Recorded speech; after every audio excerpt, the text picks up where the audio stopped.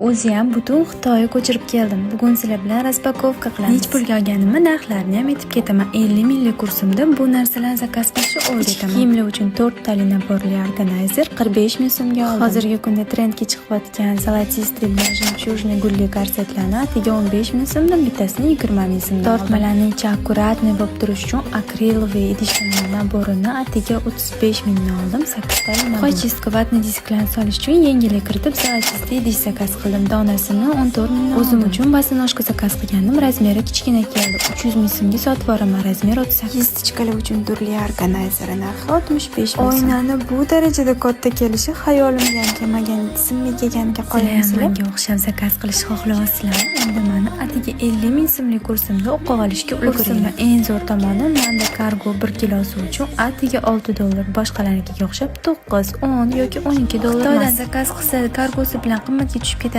deb yurgan qizlar endi bemalol qo'rqmasdan mendan zakaz qilishni o'rgansangiz ko'rib bo'lganinglardek kargochilarim narsalarimni sindirmasdan akkuratni qilib olib kelib berishdi, hattoki oynalarni ham.